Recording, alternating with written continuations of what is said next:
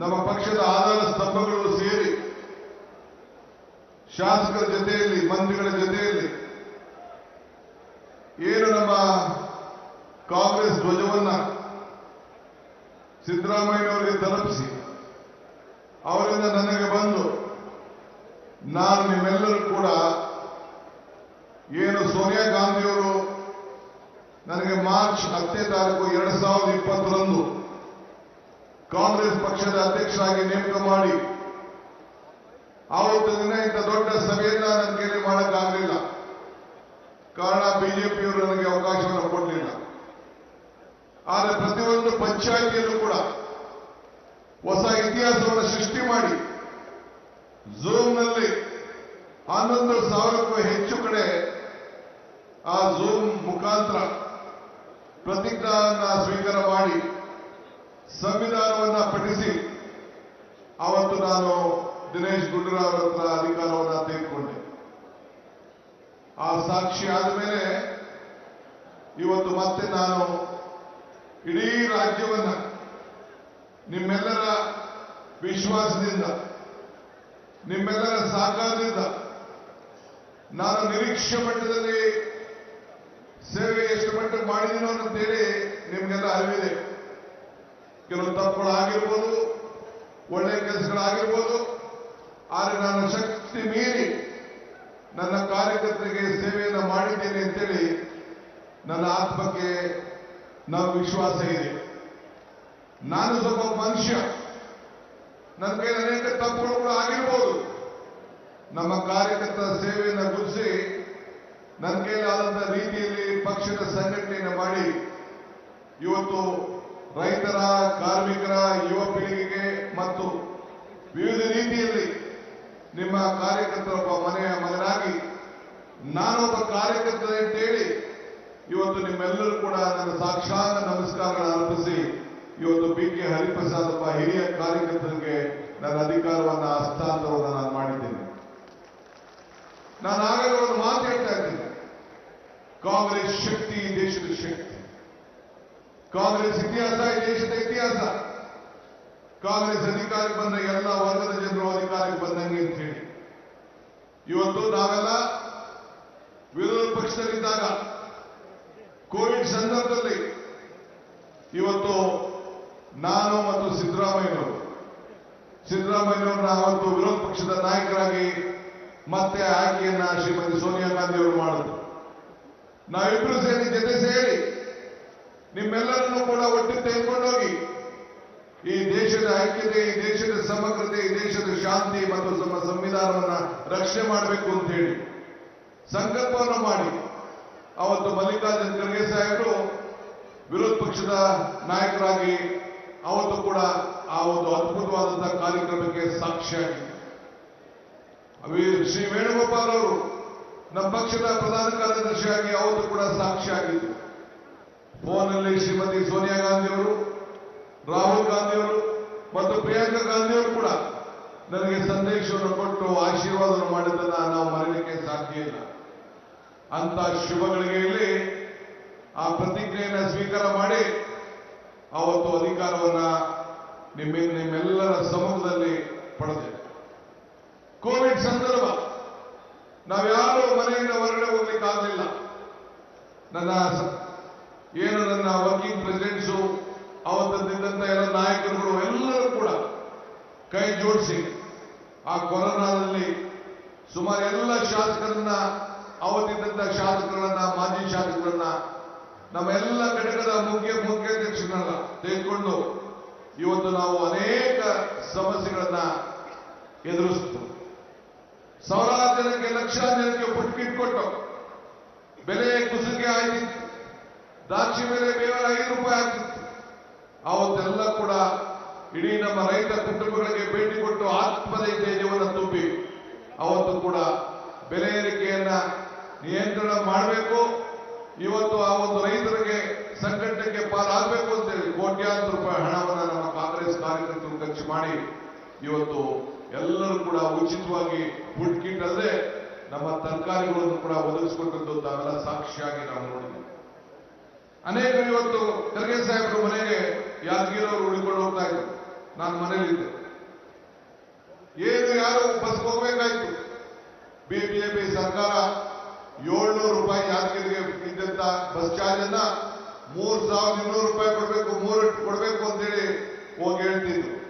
ಅವ್ರು ಬಂದು ನನ್ನ ಭೇಟಿ ಮಾಡಿದ್ರು. ಅವನು ನನ್ನ ಮಿತ್ರ ತಿಮ್ಮಯ್ಯ ನನ್ನ ಜೊತೆ ಕೂತಿದ್ದ. ನಾವೆಲ್ಲ ಸೇರಿ ಮಾತಾಡ್ಕೊಂಡು ತಕ್ಷಣ ಸಿದ್ದರಾಮಯ್ಯ ಹತ್ರ ಮಾತಾಡಿದೆ. ಇನ್ನ ನನ್ನ ಅಧಿಕಾರದ ಹಸ್ತಾಂತರ ನನಗೆ ಅಫಿಷಿಯಲ್ ಆಗಿ ಆಗಿರಲಿಲ್ಲ. ದಿನೇಶ್ ಗುಂಡೂರಾಯನ ಅವತ್ತು ಕರೆಸಿ ಅವರ ಒಪ್ಪಿಗೆಯನ್ನು ಪಡ್ಕೊಂಡು ಅವರ ಹತ್ರ ಚೆಕ್ಗೆ ಸಿಗ್ನೇಚರ್ ಮಾಡಿ 1 ಕೋಟಿ ರೂಪಾಯಿ ಹಣವನ್ನ KSRTCಗೆ ಕೊಟ್ಟು ಎಲ್ಲ ನಮ್ಮ ಕಾರ್ಮಿಕರು, ನಮ್ಮ ರೈತರು ವಾಪಸ್ ಊರು ಹೋಗ್ಬೇಕು ಅಂತೇಳಿ ತೆಗೆದುಕೊಂಡಂತ ಒಂದು ತೀರ್ಮಾನ ಇಡೀ ದೇಶಕ್ಕೆ ಒಂದು ದೊಡ್ಡ ಸಂದೇಶವನ್ನ ಕಲಿಸುವಂತ ಕೆಲಸವನ್ನ ಇವತ್ತು ನಾವು ಮಾಡಿದ್ವಿ. ಇಡೀ ದೇಶ ನಮ್ಮ ತೀರ್ಮಾನವನ್ನು ಹೊತ್ತು. ಇವತ್ತು ತಾವೆಲ್ಲ ನೆನಪಿರ್ಬೋದು, ಆಕ್ಸಿಜನ್ ನಲ್ಲಿ 36 ಜನ ಪಿಲಿ ಅಂತ ಹೇಳಿ ನಮ್ಮ ಜನ ಸತ್ತು. ನಾನು ಸಿದ್ದರಾಮಯ್ಯ ಇಬ್ರು ಓದೋ, ಟ್ರಯಲ್ ಮಾಡೋ, ಪರಿಸ್ಥಿತಿಯನ್ನು ನೋಡೋ, ವಿಧಾನಸಭೆಯಲ್ಲಿ ಚರ್ಚೆ ಮಾಡೋ, ಇವತ್ತು ಆದಂತ ಅನ್ಯಾಯಕ್ಕೆ ಕೊಟ್ಟ ನಮ್ಮ ಮಾತು ಕೊಟ್ಟು ಅಲ್ಲಿ ಇವತ್ತು ಏನು ಅವತ್ತು ಜನ ಸತ್ತಿದ್ರು ಅವರೆಲ್ಲರೂ ಕೂಡ ಮುಂದಿನ ದಿನ ನಾವು ನ್ಯಾಯವನ್ನು ಒದಗಿಸ್ಕೊಡ್ತೇವೆ ಅಂತೇಳಿ ಮಾತು ಕೊಟ್ಟು ಇವತ್ತು ಶರಣ್ ಪ್ರಕಾಶ್ ಮಂತ್ರಿಗಳು ಇಲ್ಲೇ ಇದ್ದಾರೆ, ವೆಂಕಟೇಶ್ ಅವರು ಇಲ್ಲೇ ಇದ್ದಾರೆ. ಅವರ ಮುಖಂಡತ್ವದಲ್ಲಿ ಯಾರು ಅವತ್ತು ಸತ್ತಿದ್ದಾರೆ, ಏನು ಮಾತು ಕೊಟ್ಟಿದ್ದೋ ಆ 33 ಜನಕ್ಕೂ ಕೂಡ ಸರ್ಕಾರದ ಉಚಿತವಾದಂತ ನೌಕರಿಯನ್ನು ಕೊಟ್ಟು ಇವತ್ತು ನಮ್ಮೆಲ್ಲರೂ ಕೂಡ ಒಂದು ಶಕ್ತಿ ಕೊಟ್ಟ ಮಾತನ್ನ ಇವತ್ತು ಉಳಿಸ್ಕೊಂಡಿದ್ದೇವೆ ಅಂತ ಹೇಳ್ಕೊಳ್ಳಿಕ್ಕೆ ನನಗೆ ಬಹಳ ಸಂತೋಷ ಆಗ್ತದೆ. ಹಿಂಗೆ ಇಡೀ ರಾಜ್ಯದ ಜನತೆ ನಮ್ಮ ಪ್ರತಿಯೊಂದು ಹೆಜ್ಜೆಯನ್ನು ಕೂಡ ನೋಡುದು. ಕೃಷಿ ಕಾಯ್ದೆ ಬಂತು. ಕೇಂದ್ರ ಸರ್ಕಾರ ಕೃಷಿ ಕಾಯ್ದೆಯನ್ನು ನಮ್ಮೆಲ್ಲರ ಹೋರಾಟದಲ್ಲಿ ಬೆಂಗಳೂರಿನಲ್ಲೂ ಕೂಡ ಹೋರಾಟವನ್ನು ಮಾಡಿ ವಾಪಸ್ ತೆಗೆದುಕೊಳ್ಬೇಕಾದಂತಹ ಒಂದು ಪರಿಸ್ಥಿತಿ ಅನಿವಾರ್ಯತೆಯನ್ನು ಬಂತು. ಇಂದಿನ ಬೆಲೆ ಏರಿಕೆ, ಎತ್ತಿನಗಾಡಿನಲ್ಲಿ ಮೆರವಣಿಗೆ, ಸೈಕಲ್ ಜಾಥಾ, ಟಾಂಗಾ ಜಾಥಾ ಇವೆಲ್ಲ ಕೂಡ ಮಾಡಿ ಇವತ್ತು ಅನೇಕ ಹೋರಾಟವನ್ನು ಮಾಡಿ ಯಾವುದರ ಕಾಲದಲ್ಲಿ 2 ಮಂತ್ರಿಗಳು ಕೂಡ ರಾಜೀನಾಮೆಯನ್ನು ಕೊಡಿಸಬೇಕಂತ ಅನಿವಾರ್ಯತೆ ಕೂಡ ಬಂತು. ರಾಷ್ಟ್ರಧ್ವಜ ಅಪಮಾನ ಮಾಡಿದಂತ ಈಶ್ವರಪ್ಪನವರು ಕೂಡ ನಾವು ರಾಜೀನಾಮೆ ಕೊಡಿಸಬೇಕಂತ ಒಂದು ಪರಿಸ್ಥಿತಿ ತಾವೆಲ್ಲ ನೋಡಿದ್ವಿ. PSI ಆಕ್ರಮಣ, ಸೋನಿಯಾ ಗಾಂಧಿ ಅವರ ವಿರುದ್ಧ ಕೊಟ್ಟಂತಹ ಕಿರುಕುಳ, ಇವತ್ತು ರಾಹುಲ್ ಗಾಂಧಿ ಅವರಿಗೆ ಮಾಡಿದಂತ ಅನೇಕ ಖಂಡನೆಯ ಪ್ರತಿಭಟನೆ, ಇವತ್ತು ನಮ್ಮ ಸಂಸತ್ ಸದಸ್ಯರನ್ನ ವಿರೋಧ ಪಕ್ಷದವರು ನನ್ನ ವಜಾ ಮಾಡಿ ಅವರಿಗೆ ಮಾಡಿದಂತ ಅವಮಾನ, ಇದೆಲ್ಲರೂ ಕೂಡ ಗಮನದಲ್ಲಿಟ್ಟುಕೊಂಡು ನಾವು ಹೋರಾಟವನ್ನು ಮಾಡಬೇಕು. ಬಂಧುಗಳೇ, ಈ ದೇಶದಲ್ಲಿ ನೀವು ಕೂಡ ಇತಿಹಾಸವನ್ನು ಸೃಷ್ಟಿಸಿದ್ದೀರಿ. 75 ಲಕ್ಷ ಕಾಂಗ್ರೆಸ್ ಪಕ್ಷದ ಸದಸ್ಯರನ್ನಾಗಿ ಜವಾಹರ್ಲಾಲ್ ನೆಹರು ಅವರ 75 ವರ್ಷದ ಏನು ಒಂದು ಆಚರಣೆ ಇತ್ತು, ನಮ್ಮ ಕಾಂಗ್ರೆಸ್ ಪಕ್ಷದ ಆಚರಣೆ ಇತ್ತು, ಸ್ವಾತಂತ್ರ್ಯ ಆಚರಣೆ ಇತ್ತು. ಅವರ ಹುಟ್ಟಿದ ಹಬ್ಬ ಮೆಂಬರ್ಶಿಪ್ ಡ್ರೈವ್ ಅನ್ನು ಮಾಡಿ ಇಡೀ ದೇಶಕ್ಕೆ ಒಂದು ದೊಡ್ಡ ಸಂದೇಶವನ್ನು ಕಟ್ಟಿ 75 ಲಕ್ಷದ ಮೆಂಬರ್ ಅನ್ನ ತಾವೆಲ್ಲ ಮಾಡಿದ್ವಿ. ಇದು ಈ ದೇಶದಲ್ಲಿ ಒಂದು ಇತಿಹಾಸ. ಈ ದೇಶದಲ್ಲಿ ಇತಿಹಾಸ. ನಾವು ರೈತರಿಗೋಸ್ಕರ ಕೃಷ್ಣೆ, ಮಾದಾಯಿ, ಕಾವೇರಿ ವಿಚಾರದಲ್ಲಿ ಹೋರಾಟವನ್ನು ಮಾಡಿದ್ವಿ. ಕೋವಿಡ್ ಸಂದರ್ಭ, ಆ ಸಂದರ್ಭದಲ್ಲಿ ಮೇಕೆದಾಟು ಪಾದಯಾತ್ರೆಯನ್ನು ಮಾಡಿದ್ರು. ಬಿಜೆಪಿಯವರು ಅನುಮತಿ ಕೊಡಲಿಲ್ಲ. ಕೊನೆಗೆ 8 ದಿನ ಆದ್ಮೇಲೆ ನಾವು ವಾಪಸ್ ನಿಲ್ಲಿಸಬೇಕಾದಂತ ಪರಿಸ್ಥಿತಿ ಬಂತು. ನಮ್ಮ ನೀರು ನಮ್ಮ ಹಕ್ಕು ಹೆಜ್ಜೆ ಮೇಲೆ ಹೆಜ್ಜೆ ಹಾಕಿ ವಾಪಸ್ ನಿಲ್ಲಿಸಿ ಮತ್ತೆ ಅದನ್ನು ಕೂಡ ಸಂಗಮದಲ್ಲಿ ಬಂದು ಮಲ್ಲಿಕಾರ್ಜುನ್ ಖರ್ಗೆ ಅವರ ಅಧ್ಯಕ್ಷತೆಯಲ್ಲಿ ಅವರು ಉದ್ಘಾಟನೆಯನ್ನು ಮಾಡಿ ಇವತ್ತು ಏನು ಮೇಕೆದಾಟು ಪಾದಯಾತ್ರೆ ಮಾಡಿದ್ದು ಈ ರಾಜ್ಯದಲ್ಲಿ ಅದು ಒಂದು ಐತಿಹಾಸಿಕವಾದಂತ. ಇನ್ನು ಮುಂದಿನ ದಿನದಲ್ಲಿ ಅದು ಏನಾಗಿದೆ, ಬದಲಾವಣೆ ಏನಾಯಿತು, ಯಾವ ರೀತಿ ಹೋರಾಟವನ್ನು ಮಾಡಿದ್ದೇವೆ, ನಮ್ಮ ನೀರು ನಮ್ಮ ಹಕ್ಕು ಹೋರಾಟ ಎಲ್ಲಿಗೆ ಬಿಟ್ಟಿದ್ದೇವೆ ಅಂತ ಹೇಳಿ ಮುಂದಿನ ದಿನದಲ್ಲಿ ನಿಮ್ಮ ಹತ್ರ ಅದನ್ನ ಚರ್ಚೆಯನ್ನು ನಾನು ಮಾಡ್ತೇನೆ. ಚಿತ್ರದುರ್ಗದಲ್ಲಿ ಐಕ್ಯತೆ ಸಮಾವೇಶವನ್ನು ಮಾಡಿದ್ರು. ಏನು ನಮ್ಮ ಇಂಟರ್ನಲ್ ರಿಸರ್ವೇಶನ್ ಇತ್ತು, ಆ ವಿಚಾರದಲ್ಲಿ ಎಲ್ಲರೂ ಕೂಡ ಒಟ್ಟು ಸೇರಿಸಿ ಎಲ್ಲರೂ ಸೇರಿ ಒಗ್ಗಟ್ಟಾಗಿ ನಾವು ದುಡಿಬೇಕು ಅಂತ ಹೇಳಿ ಎಲ್ಲರೂ ಕೂಡ ನ್ಯಾಯವನ್ನು ಕೊಡಬೇಕು, ಸರ್ವರಿಗೂ ಸಮಪಾಡು ಅಂತ ಹೇಳಿ ಸಂಕಲ್ಪವನ್ನು ಮಾಡಿ ಕಾರ್ಯಕ್ರಮವನ್ನು ರೂಪಿಸಿ ಅದನ್ನು ಕೂಡ ಇವತ್ತು ಜಾರಿಗೆ ನಾವು ತಂದಿದ್ದೇವೆ. ಹಂಗೆ ಪ್ರತಿ ಹಂತದಲ್ಲೂ ಕೂಡ ಪ್ರಜಾಧ್ವನಿ ಬಸ್ ಯಾತ್ರೆ, ಇವತ್ತು ಅನೇಕ ಯುವಕರ ಉದ್ಯೋಗದ ವಿಚಾರದಲ್ಲಿ ಮಾಡಿದಂತ ಹೋರಾಟ, ಇವೆಲ್ಲ ಕೂಡ ತಾವೆಲ್ಲ ಕೂಡ ಗಮನಿಸಿದ್ದೀವಿ. ಹಿಂಗೆ ಒಂದೊಂದಲ್ಲ ಎರಡಲ್ಲ ಈ ರೀತಿ ನಾವು ಹೋರಾಟವನ್ನು ಮಾಡಿ ಪ್ರಜಾಧ್ವನಿ ಕಾರ್ಯಕ್ರಮವನ್ನು ಇಟ್ಕೊಂಡು ಬೊಂಬಾಯಿಗೆ ಇವತ್ತು ಬೆಳಗಾವಿ ಹೋಗಿ ಗಾಂಧಿ ಬಾವಿಯಲ್ಲಿ ಹೋಗಿ ನೀರನ್ನು ತೆಗೆದು ರಸ್ತೆಗೆ ಚೆಲ್ಲಿ ಆ ನೀರನ್ನು ತೆಗೆದು ಚೆಲ್ಲಿಗೆ ಕಸವನ್ನ ಗುಡಿಸಿ ಅಲ್ಲಿ ಹೋಗಿ ಚಿಕ್ಕೋಡಿಯಲ್ಲಿ ಮೊದಲನೇ ಗ್ಯಾರಂಟಿ ಗೃಹ ಜ್ಯೋತಿ ತಮ್ಮೆಲ್ಲರ ಮನೆಯಲ್ಲೂ ಕೂಡ ಉಚಿತವಾಗಿ ಬೆಳಗಬೇಕು 200 ಯೂನಿಟ್ ಕೊಡಬೇಕು ಅಂತೇಳಿ ಕೊಟ್ಟನ್ನ ಮಾತನ್ನ ಕೂಡ ನಾವು ಮೊದಲನೇ ಗ್ಯಾರಂಟಿ ನಿಮ್ಮ ಮನೆ ಜ್ಯೋತಿ ಬೆಳಗಬೇಕು ಅಂತೇಳಿ ತೀರ್ಮಾನವನ್ನು ನಾವು ಮಾಡ್ತೇವೆ. ಹೀಗೆ 10 ರೀತಿ ಹೋರಾಟ. ಇದು ನನ್ನ ಹೋರಾಟ ಅಲ್ಲ, ಸಿದ್ದರಾಮಯ್ಯನವರ ಹೋರಾಟ ಅಲ್ಲ, ನಿಮ್ಮೆಲ್ಲರ ಹೋರಾಟ, ನಿಮ್ಮೆಲ್ಲರ ಶಕ್ತಿ ಇವತ್ತು ಈ ರಾಜ್ಯದಲ್ಲಿ 136 ಸೀಟು ಗಳಿಸಲಿಕ್ಕೆ ಅವಕಾಶವನ್ನು ಇವತ್ತು ತಂದಿದೆ. ನಾನೊಬ್ಬ ಮಾಡಲಿಕ್ಕೆ ಸಾಧ್ಯ ಇಲ್ಲ. ನಾನೊಬ್ಬಂದು ಅಲ್ಲಿ ಸಿದ್ದರಾಮಯ್ಯನವ್ರದಲ್ಲ. ಈ ವೇದಿಕೆಯಲ್ಲಿರುವಂತಹ ಎಲ್ಲ ನಾಯಕರು, ನೀವಿರುವಂತಹ ಎಲ್ಲ ಕಾರ್ಯಕರ್ತರು ಹಕ್ಕು ರಾತ್ರಿ ದುಡಿದಿದ್ದೀರಿ. ಇದೇ ಮಧ್ಯದಲ್ಲಿ ರಾಹುಲ್ ಗಾಂಧಿ ಅವರು ತೆಗೆದುಕೊಂಡಂತ ದಿಟ್ಟ ಹೋರಾಟ, ಇದೊಂದು ಇತಿಹಾಸ, ಒಂದು ಐತಿಹಾಸಿಕ. ಮಹಾತ್ಮ ಗಾಂಧೀಜಿಯವರು ದಂಡಿಯಾತ್ರೆ ಆದ್ಮೇಲೆ ಮತ್ತೆ ಈ ದೇಶದಲ್ಲಿ ಒಂದು ಹೋರಾಟ, ಒಂದು ಯಾತ್ರೆ ನಡೆದಿದೆ ಅಂತಂದ್ರೆ ಭಾರತ್ ಜೋಡೋ ಯಾತ್ರೆ.